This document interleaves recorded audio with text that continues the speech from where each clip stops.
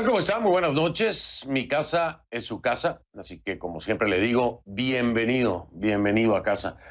Esta es la novena edición de este programa especial, de este foro de CNN en español, en donde hablamos exclusivamente del impacto del COVID en las Américas, global. Y es precisamente por eso que utilizamos el hashtag COVID-19 Global 9. Le repito el hashtag, la etiqueta, numeral COVID-19 Global 9.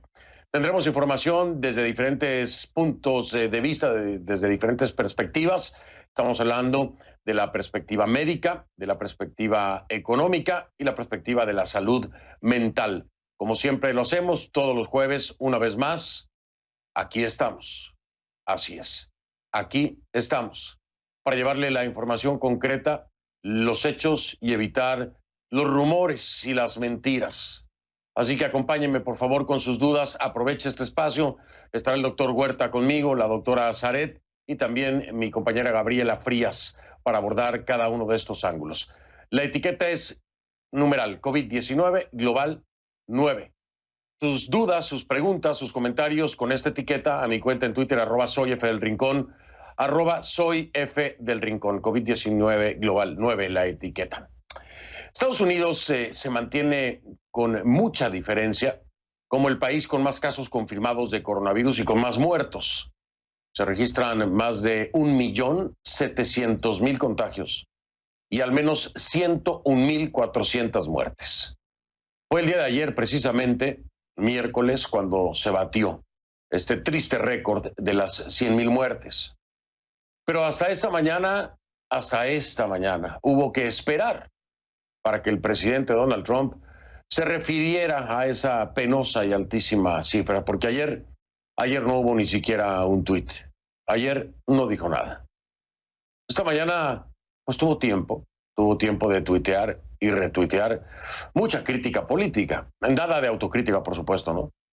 Y solo después de un aluvión de publicaciones con carga política, el presidente Trump expresó sus condolencias por los fallecidos en el tuit número 25, por cierto, número 25 de la mañana, hasta el día de hoy.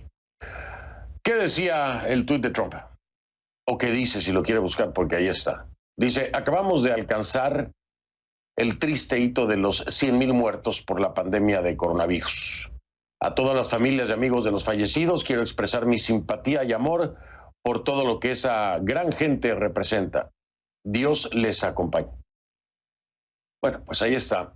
El mensaje se dio hasta el día de hoy. Ayer estaban con la cabeza en el espacio, ¿no? Con el famoso SpaceX, que ni salió. Se pospuso para ver si este sábado las condiciones climatológicas lo permiten. Ni una palabra, por supuesto, de si se pudieron evitar tantas muertes. No esperábamos que lo dijera, ¿no? Él es fiel a su discurso. Dice que hubieran sido millones de no ser por las medidas de su administración. En cualquier caso, nadie quiere que ese triste récord mantenga su vertiginoso ascenso, ¿no? Todos queremos que ese récord pare. Entonces, ¿cómo minimizar futuras tragedias? Sobre todo en esta etapa de reapertura. Las personas deberían socializar al aire libre, según los científicos, ya que el virus se propaga con mayor facilidad en espacios cerrados. Aunque eso sí, evitando las aglomeraciones, esto es muy importante. Sin embargo, el riesgo siempre va a existir porque el virus puede propagarse por el habla. Por eso usar mascarilla es crítico, como también lo es mantener la distancia de seguridad de 6 pies o 2 metros. Pero miren, la distancia no es lo único y quizá no sea lo más importante. No, como nos explica Michael Roa, la mascarilla, esa misma mascarilla que el presidente Trump se resiste a usar y que en este y muchos otros países se tardó demasiado tiempo en ser exigido su uso. Bueno, pues esa mascarilla que Trump no quiere usar, y tampoco el vicepresidente Pence, en fin, esa mascarilla podría ser más importante que el distanciamiento social. Le explicamos por qué.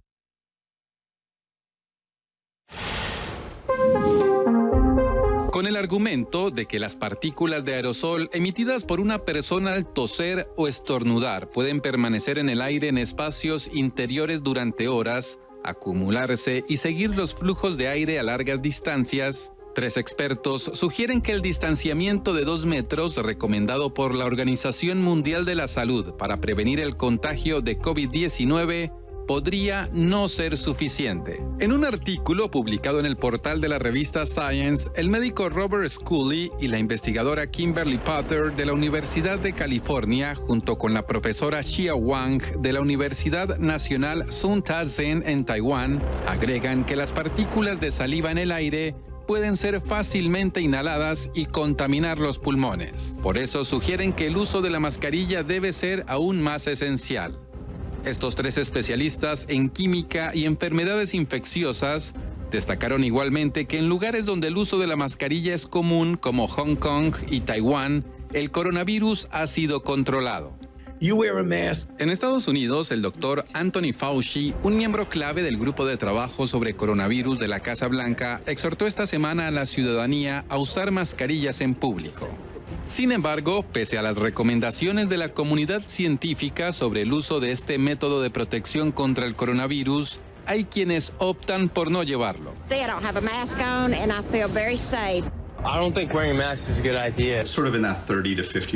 Entre el 30 y el 50% de los contagios se están produciendo por personas asintomáticas. Por eso insistimos en el uso de la mascarilla. Usted puede tener el COVID-19 y sin saberlo puede estar esparciéndolo. Michael Roa, CNN, Atlanta. Gracias, Michael Roa. Un cambio en el comportamiento de las personas en este momento puede ser más crucial, más importante que una vacuna a la hora de combatir el virus. Se hace muy necesario tomar conciencia y tener sentido común, sobre todo porque estamos viendo tendencias opuestas, contrarias en distintas partes del país. Si bien en la mayoría de los casos nuevos, valga la redundancia, se han reducido o se mantienen estables, hay 16 estados que registran un repunte de contagios, sobre todo en el sureste de los Estados Unidos. Para conocer la situación de primera mano, hacemos una ronda con nuestros corresponsales que nos acompañan desde Los Ángeles, Miami y Nueva York. Adelante. Soy Jacqueline Hurtado en la ciudad de Los Ángeles, en California. El condado de Los Ángeles ha sido el más afectado que cualquier otro condado aquí en el estado de California por la pandemia.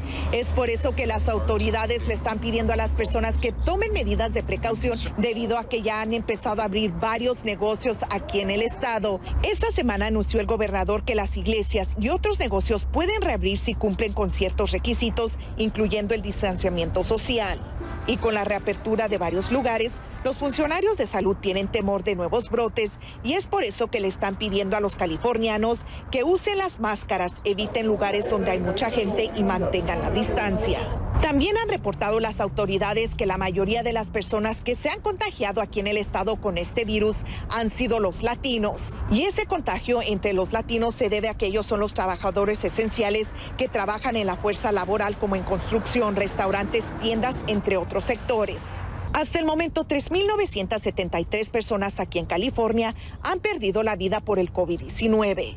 Jacqueline Hurtado, CNN, Los Ángeles. Hola Fernando, ¿cómo estás? Gusto de saludarte. Este miércoles reabrieron los restaurantes en la ciudad de Miami y también la ciudad de Miami Beach. Había mucha expectativa por parte de los empresarios y también de los gerentes de estos restaurantes y la verdad es que el público no respondió en el caso de Miami Beach. Había muy poca gente en las calles manejando y también sentada en los restaurantes a eso de las 6, 7, 8, 9 de la noche. Una jornada que terminó con mal sabor para muchos empresarios en el día de ayer. Pero también ellos tienen todas sus fichas y sus esperanzas puestas en el próximo lunes 1 de junio, cuando se van a reabrir las playas y también los hoteles de Miami Beach. Creen que puede venir mucha gente de otras partes de los Estados Unidos a hacer turismo doméstico, ya que están imposibilitados de salir del país de momento. A esta hora de la noche, los fallecidos, según Johns Hopkins University, aquí en el condado de Miami-Dade, ascienden a 17.225 y los muertos ya están en 655. Esto es lo que está pasando acá en la ciudad de Miami. Regreso contigo al estudio, Fernando. Soy María Santana en la ciudad de Nueva York y aunque el resto del estado ya se encuentra en una primera fase de reapertura, la Gran Manzana es la única región que aún permanece en pausa. Este jueves, el alcalde Bill de Blasio, sin embargo, dio detalles por primera vez sobre cuándo y cómo podría ser este proceso de reactivar la economía de la ciudad. Dijo que espera poder dar inicio a una primera etapa de reapertura durante la primera o segunda semana de junio. Como parte de este plan, unas 200 a 400 mil personas podrían regresar a sus lugares de trabajo, ya que piensa reanudar las obras de construcción y de ventas al por mayor y en las tiendas de muebles y ropa. Dijo además que el transporte público aumentará el servicio durante este tiempo para dar cabida a más personas. Pero el alcalde advirtió que los negocios que reabran en esta etapa tendrán que limitar la capacidad dentro de sus establecimientos en un 50% y que deben cumplir aún con las medidas de distanciamiento social que han sido establecidas. Dijo que cualquier negocio que no cumpla con estas reglas o que reabra sin ser elegible enfrentará multas u otras consecuencias más severas. Más de 200,000 personas han sido diagnosticadas con coronavirus en la ciudad de Nueva York, el mayor número en todo el estado y el país. Por eso el alcalde dice que hay que tener paciencia, que este será un proceso largo y lento. María Santana, CNN, Nueva York. Gracias a Jackie, José Manuel y a María Santana, nuestros corresponsales. Esta negra cifra de las 100,000 muertes, bueno, más de 100,000 muertes en Estados Unidos, llega acompañada de otro alarmante número. Sí, la otra pandemia, le digo yo, siempre se lo he dicho, ¿no? El tema económico, el desempleo. Son más de 40 millones de personas que se han quedado sin trabajo en este país. Otros 2,1 millones presentaron la solicitud por desempleo solo la semana pasada. Y 1 de cada 4 estadounidenses no puede mantenerse a sí mismos o a sus familias. 1 de cada 4. Esta inseguridad laboral, ansiedad y miedo se replican, por supuesto, a mayor escala en América Latina y el Caribe, en donde el impacto socioeconómico de la pandemia podría dejar a unos 14 millones de personas en inseguridad alimentaria severa durante este año. Estoy de acuerdo con estimaciones del Programa Mundial de Alimentos de Naciones Unidas. Por eso, muchos están pendientes de la evolución del virus. Y para que usted esté bien informado en este espacio, como lo hacemos todas las noches, repasemos entonces los números en nuestra región. Iniciamos por orden alfabético. Vamos con Argentina, que tiene más de 14,700 casos y 508 fallecidos. Más de 14,700 casos y 508 fallecidos, esto en Argentina. Bahamas tiene 100 contagios y 11 muertos, es lo que reportan. En Belice, 18 contagios y 2 muertes. Bolivia, me llega ahora la actualización, permítame un segundo para que le dé la cifra más reciente. De Bolivia estamos hablando en este momento de 8,387 casos y 293 fallecidos. 8,387 casos en Bolivia y 293 fallecidos en la más reciente actualización. De ahí me voy entonces al epicentro regional de la pandemia, que es Brasil. Hay más de 438,200 casos y 26,754 muertos en Brasil. Nos vamos a Chile, que tiene más de 86,900 contagios y 890 defunciones. Colombia confirma 25,366 personas infectadas y 822 fallecidos. En Costa Rica se llegó al millar de contagios y se mantiene con 10 muertes. En Cuba el Ministerio de Salud reconoce 1,983 infectados y 82 decesos, es lo que se reconoce por parte del régimen allá en Cuba. En Ecuador la cifra oficial es de 38,471 casos y 3,313 muertes. De ahí nos vamos a El Salvador, en donde hay 2,194 casos confirmados y 39 defunciones. Guatemala registra 4.348 casos y 80 fallecimientos. En Haití suman más de 1.300 contagios y 34 muertes. Honduras más de 4.600 casos y al menos 194 decesos. Y en Jamaica se reportan 569 positivos y 9 muertos. De ahí nos vamos con México. México acaba de actualizar a 81.400 contagios y 9.044 defunciones. Andrés Manuel López Obrador insiste, dice que ya se domó al coronavirus. En fin, ¿qué le puedo decir? En Nicaragua el régimen reconoce, Ortega Murillo por supuesto, 759 casos y 35 muertes, de acuerdo, le repito, al régimen de Ortega Murillo. Panamá cuenta con más de 12.100 casos y 320 fallecidos. Paraguay alcanzó los 900 contagios y 11 decesos. Y en Perú suben los contagios hasta 141.779 y hay 4.099 muertes. En Puerto Rico se reportan 3.486 casos y 131 fallecidos. República Dominicana superó los 16.000 contagios y suma 485 muertos. Uruguay acumula 811 casos y 22 fallecimientos. Y en Venezuela, según el régimen de Maduro, 1.327 casos confirmados y 11 víctimas mortales. Les subrayo, como todas las noches, de acuerdo al régimen de Maduro. Vamos a hacer una pausa en este especial. Regresamos con este tema de la apertura en los Estados Unidos. ¿Esto puede ser más riesgo para un segundo brote? ¿Qué hay sobre esta cifra de más de 100.000 muertos? Y por supuesto, el ángulo médico con el doctor Elmer Huerta y sus preguntas a continuación. Ya regreso.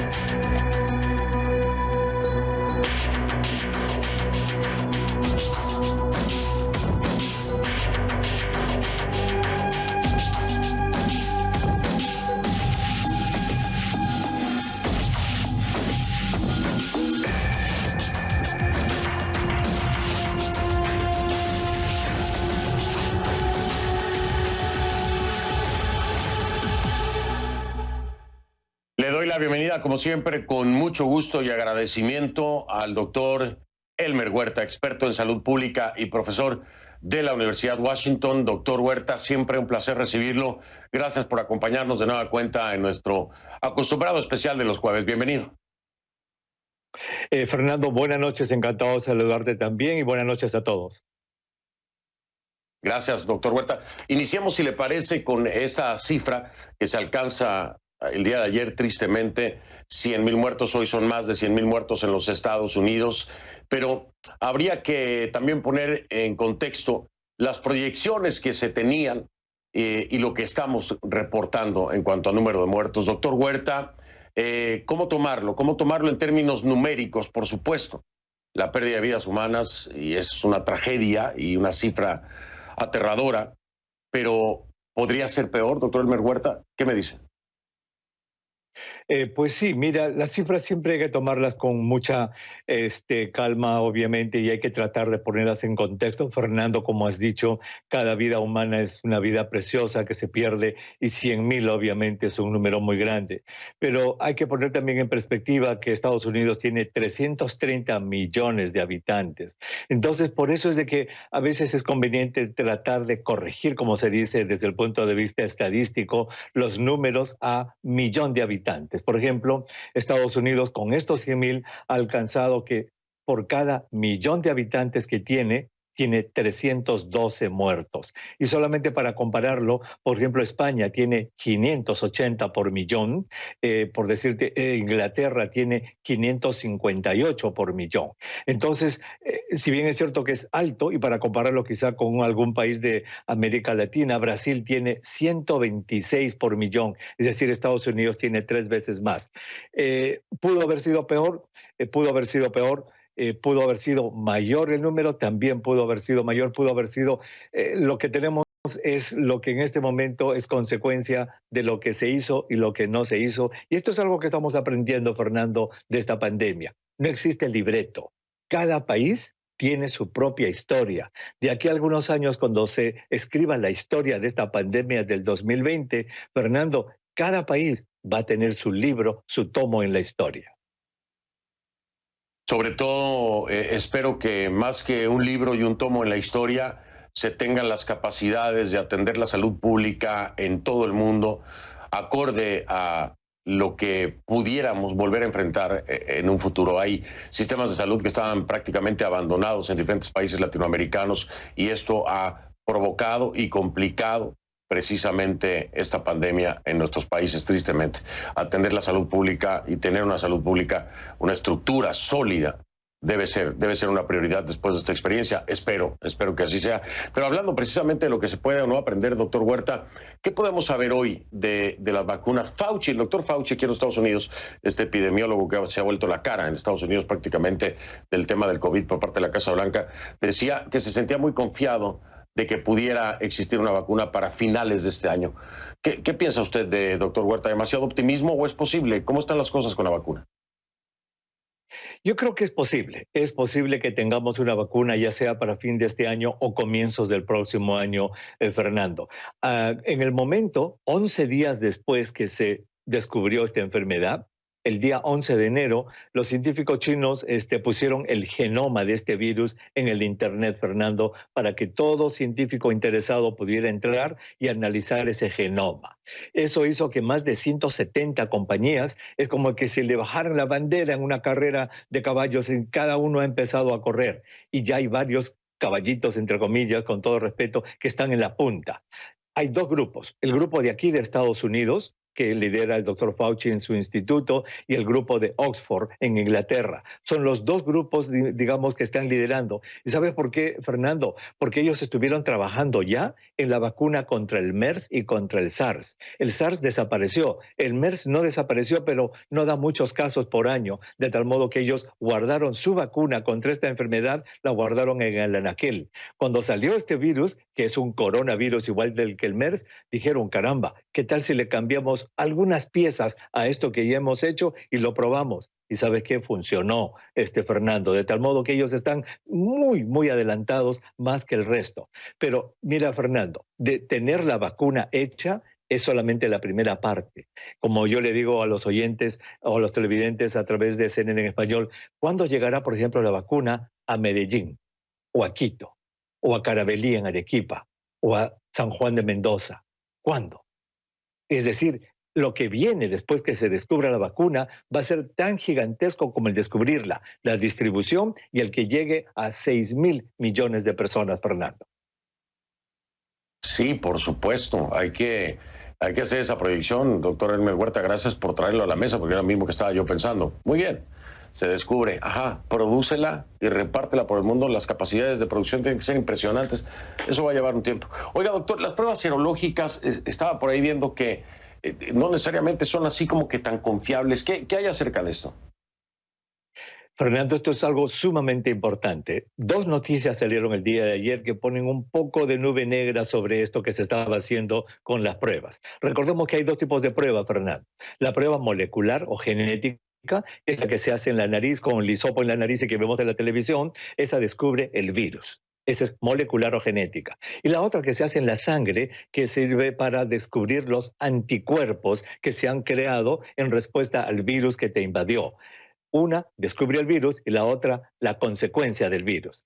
Estos dos son instrumentos muy poderosos, no solamente para hacer diagnóstico y saber lo que tiene el paciente, sino, Fernando, desde el punto de vista de salud pública, porque con la combinación de estas pruebas se puede seguir a la pandemia, saber en qué región está, dentro de la región, en qué provincia, dentro de la provincia, en qué barrio se puede seguir haciendo este tipo de pruebas.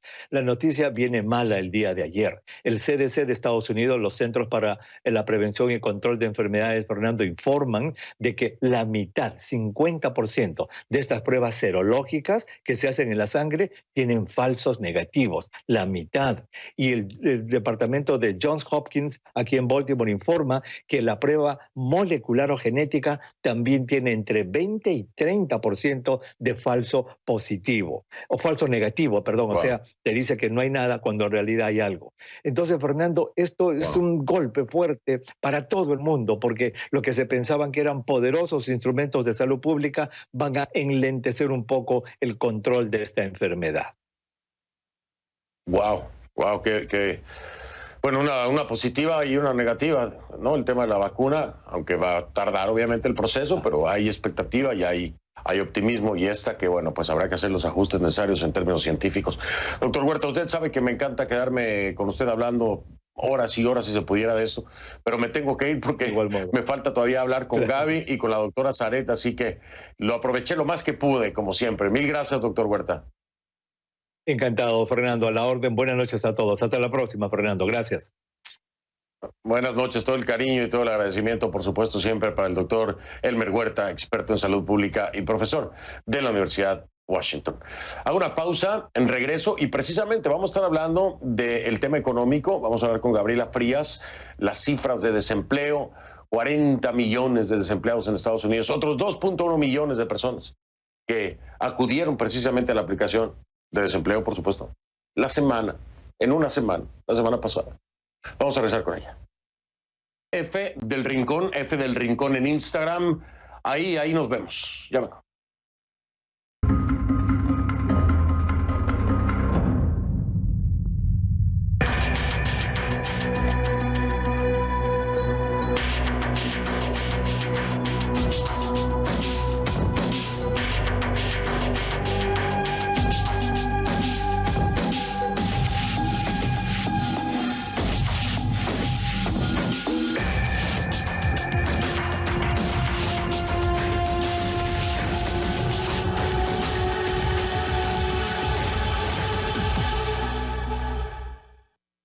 La bienvenida, como siempre, mi casa es su casa. Gabriela Frías de Portafolio Global, que nos acompaña ya. Mi Gaby, ¿cómo estás? Buenas noches, saludos allá en casa.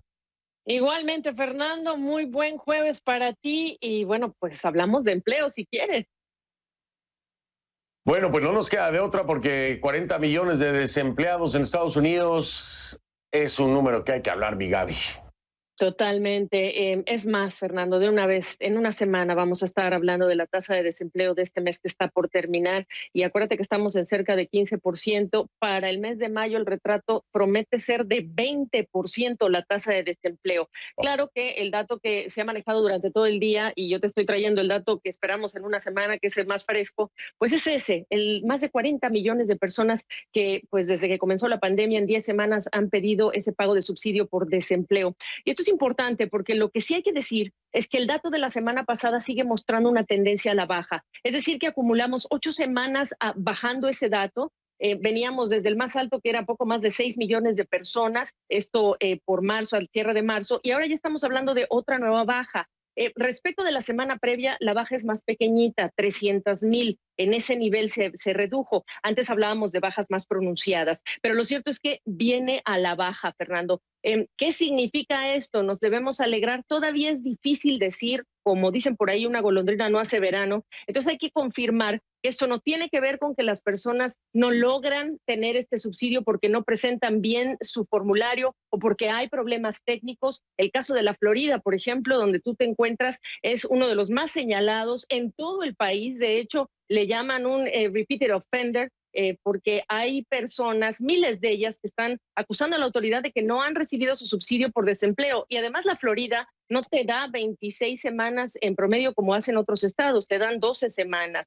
Así que tienes este gran problema, Fernando, de estos subsidios por desempleo. El dato de las solicitudes continuas también bajó a 21 millones de personas y bajó en casi 4 millones. Tampoco podemos decir que esto ya es definitivo, pero lo que sí puede significar también, está reflejada la Florida ahí y está California, y ahí todavía tenemos dificultades para interpretar si esto implica que estas reaperturas, Fernando, se están reflejando totalmente en este descenso que estamos viendo en las solicitudes de subsidio por desempleo. Recordarte nada más que estamos en momentos de estímulo, hasta 39 semanas de estímulo que está dando la autoridad, normalmente son 26, así que en total se alarga por 13 para una persona que recibe del Estado, las puede recibir otras 13 semanas, Fernando, y si se acaba eso, bueno, pues está también los $600 que da el Congreso después de que aprobó esta ley CARES Act, y de ahí se parte todo este periodo de 39 semanas que una persona puede percibir estos recursos. Ahora, Fernando, muy importante, las reaperturas que estamos viendo, las reaperturas no significan reingreso de los trabajadores. Esto lo quiero subrayar, porque aunque estemos viendo este nivel de reapertura, Fernando, que nadie se vaya con la finta creyendo que la fotografía va a ser igual a los tiempos del pre-COVID. Se estima 30 millones de empleos perdidos en total durante esta pandemia y solo un tercio que van a estar regresando paulatinamente a lo que serían los lugares de trabajo. Así que el retrato del desempleo, si tú agregas esto y retiras los estímulos que da el Congreso, Fernando, entonces veremos la realidad y será mucho más cruda de lo que hoy estamos contando. Oye, Gaby, una pregunta, porque las ayudas muy bien son necesarias en este momento, pero ¿cuál es el peligro de estas ayudas? Es decir, por supuesto, el tema de los fondos, ¿no?, que tiene el gobierno federal, pero ¿hay otro tipo de peligros con estas ayudas a futuro? Pues mira, en el tema de los peligros, de lo que hablamos es el desincentivo para que un trabajador salga y busque empleo. Y eso lo están reportando en todo el país, muchísimos casos. Por ejemplo, a una jovencita estudiante que trabajaba como mesera en algún restaurante, ahora se ha quedado sin trabajo y está recibiendo más dinero de lo que está ganando en un restaurante. Por lo tanto, el incentivo para salir y regresar al trabajo es muy reducido porque el gobierno la tiene pues prácticamente financiada, y hay jóvenes que incluso pueden encontrar estabilidad financiera a partir de estos subsidios que se van a acabar. Pero esto lo que está haciendo es que algunos empresarios estén ya prácticamente diciendo que ya se convirtió en un problema en cierto sentido, porque no hay el incentivo, hay un desincentivo para que los trabajadores regresen al centro de trabajo. Y eso es importante, Fernando, porque la gente sí necesita el empleo, no es el caso generalizado, pero para que los empleadores digan que están teniendo problemas, bueno, pues hay que apuntar directamente a este beneficio que en algunos casos supera lo que un mesero ganaría. Fíjate que ahora que me estás haciendo, me estás dando la perspectiva del contexto, y me viene a la mente exactamente el escenario con una persona que trabaja en donde yo vivo, y le decía, bueno, ¿cómo están las cosas? ¿Cómo está el trabajo? Y me dice, es que está mal. Hay gente que gana más dinero hoy con las ayudas que le están dando que lo que ganaba. Están tranquilos en su casa, ganando más dinero del que estaban ganando, y por supuesto no están preocupados por tener trabajo. Justo lo que me acabas de explicar, ¿no? Pero te lo digo como una experiencia personal porque lo platiqué así, ¿no? De tú a tú en un cruce casual, cuando tuve que bajar a algo a verificar algunas cosas de la administración del edificio, y ahí me lo comentaba. Es una realidad, aquí en la Florida está pasando mucho. Oye, yo me tengo que ir, mi Gaby, pero te quiero mandar un fuerte abrazo, me da gusto verte bien, que sigas en casa. Y ya sabes que desde aquí, cuando quieras, eres bienvenido. Aquí estamos, Fernando. Un fuerte abrazo también para ti. Gracias, mi Gaby. Gabriela Frías, de Portafolio Global, que nos da toda esta perspectiva y marco económico que es tan importante. La otra pandemia, Gaby lo decía así, y yo la he acompañado siempre con esa definición. Así que la veremos entonces próximamente, mi querida Gaby, posiblemente mañana. Yo hago pausa, regreso. ¿Cómo lidiar? Este tema es recurrente, ¿no? Lo veo en redes sociales, en todos lados. ¿Cómo lidiar con la ansiedad? con la ansiedad en tiempos de reapertura. Hay mucha gente que no sabe manejarlo, ¿eh? Es un tema gravísimo para muchas personas. Para otros no lo es, pero hay que atenderlo, es un tema de salud mental. Voy a hablar con la doctora Marisa Saret de esto y otras cosas.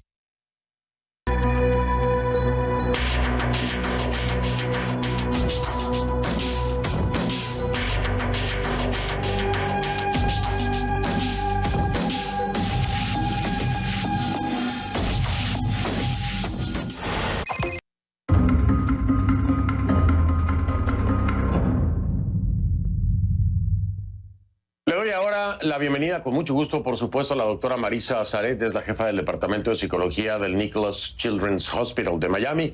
¿Cómo está, mi estimada Marisa? Buenas noches. Buenas noches, Fernando. Buenas noches para todos. Gracias. Marisa, estaba escuchando, leyendo, y digo escuchando porque hay muchas personas que lo están reportando así a través de redes sociales, en videos o en audios, de la ansiedad que les provoca. Antes era el no poder salir, ¿no? Y ahora viene también la ansiedad del salir y enfrentarse a esta nueva realidad y el temor de ser contagiado. Y todo esto se concentra en niveles de ansiedad para algunas personas demasiado altos. ¿Cómo manejar estos niveles de ansiedad? ¿Cómo resolverlos? Ahora que muchos están enfrentando a lo que más miedo tenían, ¿no? Que puedan ser contagiados ahí en la calle.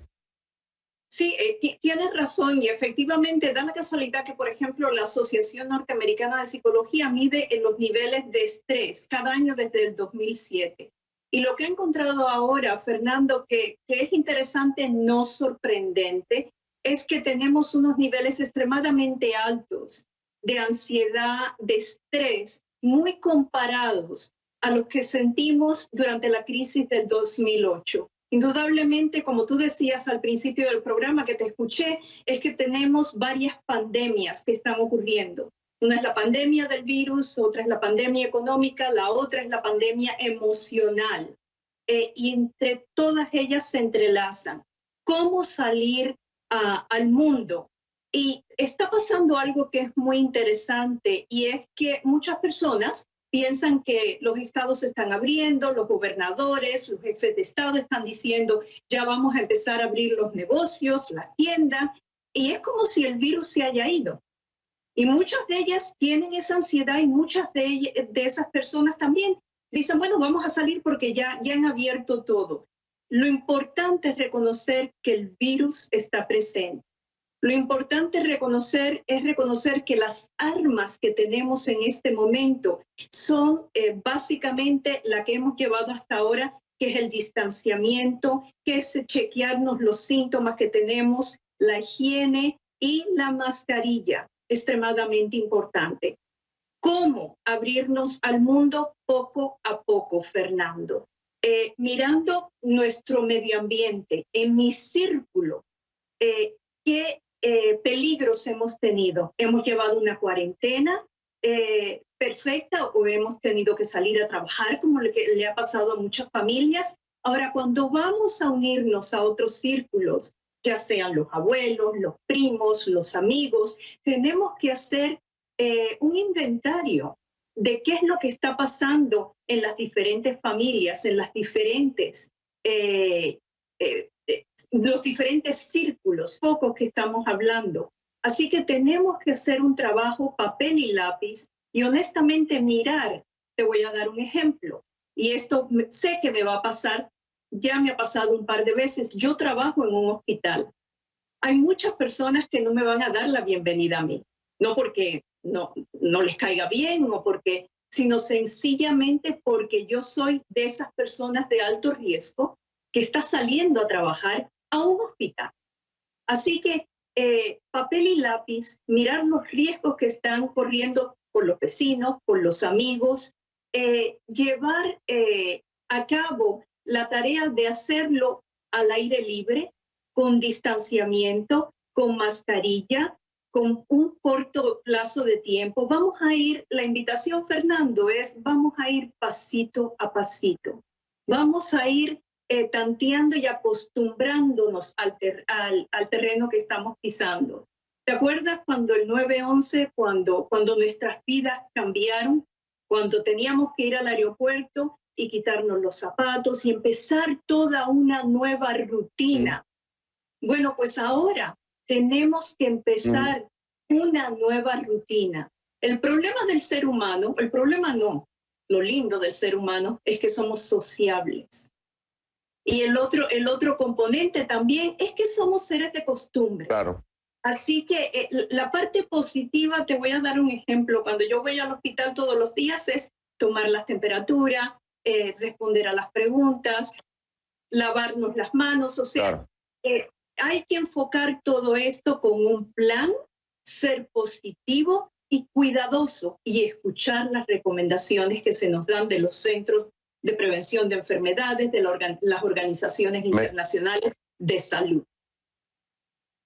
Me encantó la comparación, es decir, el entendimiento de lo que pasamos después del 9/11 con lo que habrá que pasar. Es muy similar, son diferentes contextos, pero es un proceso muy similar y entender esa realidad que nos ha cambiado. Marisa, me tengo que ir, el tiempo se nos va rapidísimo en el programa, pero agradecerte siempre que nos acompañes y poner en perspectiva estas cosas, hacer ese ejercicio mental es muy importante, estructurar pasito a pasito para que no sea tan fuerte el golpe. Gracias, Marisa Sanet. Encantada. Gracias, muy amable. Voy a marcar pausa, regreso en un momento. Incendios y otros serios incidentes se registran esta noche en la ciudad de Minneapolis. Son las protestas por la muerte de George Floyd. Aquí lo hemos venido reportando, es el ciudadano negro que perdió la vida cuando era sujetado contra el piso por un policía con su rodilla aplastándole el cuello.